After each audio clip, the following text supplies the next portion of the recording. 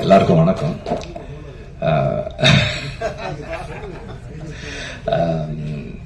படத்துல கதை இருக்கிறது எல்லாருக்கும் சொல்றதுக்கு தான். அதனால கதையை மறைச்சு வச்சு ஒண்ணும் பண்ண முடியாது. கதையை சொன்னாதான் எல்லாரும் வருவாங்க. எனக்கு இந்த பாட்டில் ராதான்னு டைட்டில் அனௌன்ஸ் பண்ணதுல இருந்தே இந்த படத்தை நான் கவனிச்சுட்டு இருக்கேன். காரணம் என்னன்னா, என்னோட அசிஸ்டன்ட் கார்த்தி அவர் ஒரு ஸ்கிரிப்ட் சொன்னாரு, அதை நம்ம ப்ரொடியூஸ் பண்ணலாம்னு சொல்லி நான் பேசிட்டு இருந்தோம். அதுவும் இதே மாதிரி ஒரு ரீஹாபிலிட்டேஷன் சென்டர் பத்தின ஒரு ஸ்கிரிப்ட். நிறைய விஷயங்கள் அதுல நான் நிறைய கத்துக்கிட்ட விஷயங்கள் இருந்தது. அந்த ஸ்கிரிப்டை பத்தி பேசும்போதெல்லாம் நான் நிறைய தெரிஞ்சுக்கிட்டது கத்துக்கிட்டது இருந்தது. அண்ட் இந்த படம் பார்த்ததுக்கு அப்புறம் அமீர் சொன்ன மாதிரி தான், அந்த படம் பண்ண முடியாது. எல்லாருமே நம்ம எல்லாருமே ஏதோ ஒரு விதத்துல ஏதோ ஒரு அடிக்ஷனுக்குள்ளதான் இருக்கிறோம். இன்னைக்கு எல்லாருமே ஏதோ ஒரு அடிக்ஷனுக்குள்ள இருக்கோம். எனக்கு ஆல்கஹால் அடிக்ஷன் இல்லை, பட் எனக்கு நிக்கோட்டின் அடிக்ஷன் இருந்தது. இன்னைக்கு நம்ம எல்லாருமே டிஜிட்டல் அடிக்ஷன்ல இருக்கிறோம். ஒரு இன்ஸ்டாகிராமையோ அல்ல ஒரு யூடியூபையோ நம்ம ஸ்வைப் பண்ணும்போது we get a hit, we get a high, அந்த அடிக்ஷன்ல இருக்கிறோம். ஸோ அடிக்ஷன் சமூகத்துல எல்லா காலகட்டத்திலுமே இருந்திருக்கு. அது இல்லாத காலமே இல்லை. இன்னைக்கு ரொம்ப அதிகமா இருக்கு. குறிப்பா குடி நோய், அந்த டேர்ம் குடி நோய்ன்ற டேர்ம் எனக்கு கார்த்தி மூலமா தான் தெரியும். அதை அண்டர்ஸ்டாண்ட் பண்றது ரொம்ப முக்கியமா. அவரும் சொன்னாரு, குடிக்கிறதுக்கும் குடி நோயாளியா இருக்கிறதுக்குமான வித்தியாசம். அதை இது ரொம்ப அழகா பேசுது. இப்போ ஒரு 25 வருஷத்துக்கு முன்னாடி, ஒரு 30 வருஷத்துக்கு முன்னாடினா, ஒரு ஊர்ல அல்லது ஒரு தெரு இருக்குன்னா அதுல ஒரு 5 வீட்டுல இருக்கிற ஆண்கள் குடிப்பாங்க. ஒரு வீட்டுல இருக்கவர் இந்த மாதிரி குடி நோயாளியா இருப்பாரு. இன்னைக்கு ஒரு தெருவுல ஒரு வீட்டுல இருக்கவர் குடிக்காம இருந்தாலே பெரிய விஷயமா இருக்கு. தெருவுல 10 குடிநோயாளிகள் இருக்கிறாங்க. இந்த காலகட்டத்துல பாட்டில் ராதான்ற ஒரு படம் it is a very personal story, but it has got a strong socio political relevance. இந்த மாதிரியான படங்கள் பண்றது ரொம்ப அவசியம் நினைக்கிறேன். ஒரு தனி மனிதனுடைய வாழ்க்கை it is a political expression தான். அந்த அடிப்படையில் ஒரு தனி மனிதன் அவனுடைய குடிநோய்க்கு நம்ம எக்ஸ்கியூஸ் சொல்ல முடியாது. பட் இருந்தாலும் இன்றைய காலகட்டத்தில் இந்த படம் பேசுற அரசியல் ரொம்ப முக்கியமான அரசியலா நான் பார்க்கிறேன். ஒரு டி அடிக்ஷன் சென்டர் என்னவா ஃபங்க்ஷன் பண்ணுது, என்னவா இருக்கு, அதுக்குள்ள இருக்கிற சிஸ்டம் என்ன, அது என்ன மாதிரி ஃபங்க்ஷன் பண்ணுது, அதுக்குள்ள என்னெல்லாம் இருக்கு. அப்புறம் ஒரு ஃபேமிலி ஒருத்தர் ஒரு அடிக்டா இருக்கிறதால, அது எந்த விதமான அடிக்ஷனா இருந்தாலும், ஒருத்தர் ஒரு அடிக்டா இருக்கிறதால அவரை சுத்தி இருக்கிறவங்க என்னெல்லாம் இழக்கிறாங்க, அவருடைய நண்பர்கள் என்ன ப்ராப்ளம்ஸ் ஃபேஸ் பண்றாங்க, அந்த ஃபேமிலி என்ன ப்ராப்ளம்ஸ் ஃபேஸ் பண்ணுது, இதை ஒரு வாழ்க்கைக்கு பக்கத்துல ஒரு இன்ட்ரெஸ்டிங்கான ஒரு ஃபில்மா சொல்றது ஒரு பெரிய சேலஞ்ச். அதை ரொம்ப சக்சஸ்ஃபுல்லா பண்ணிருக்காங்க.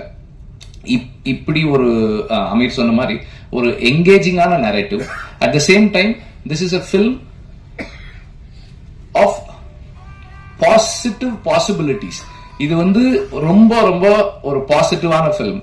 இதுல எல்லாருக்குமே ரிடெம்ஷன் இருக்கு.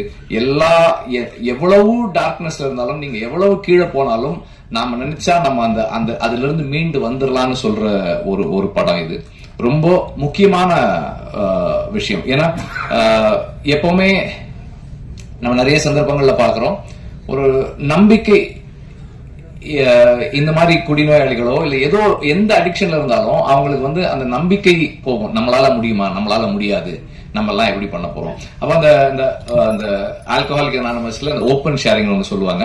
அந்த ஓப்பன் ஷேரிங் தான் அவங்களுக்கு அந்த கான்பிடன்ஸ் கொடுக்கும்னு சொல்லுவாங்க.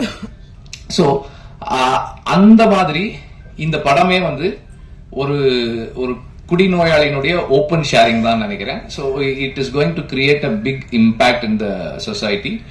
அட் த சேம் டைம் இந்த படத்தினுடைய அந்த டெக்னிக்கல் ஆஸ்பெக்ட்ஸ் அப்புறமா இன்னொரு டைம் சொல்லலாம்னு நினைக்கிறேன்.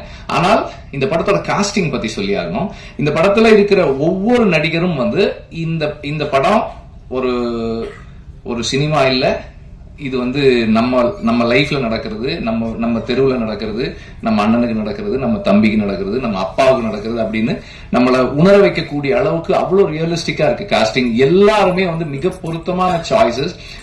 அங்க அந்த ரீஹாபிலிட்டேஷன் சென்டர்ல இருக்கிறவங்களா இருக்கட்டும், அந்த தெருவுல இருக்கிறவங்களா இருக்கட்டும், ஒவ்வொரு நடிகருமே வந்து அவ்வளவு பொருத்தமா இருக்காங்க. அண்ட் எல்லாருமே அவ்வளவு கன்வின்சிங்கா அந்த ரோல்ஸ் பண்ணிருக்காங்க. ஸ்பெசிபிக்கா சொல்லல இவங்க அவங்க, பட் எல்லாருமே அவ்வளவு சிறப்பா பண்ணிருக்காங்க.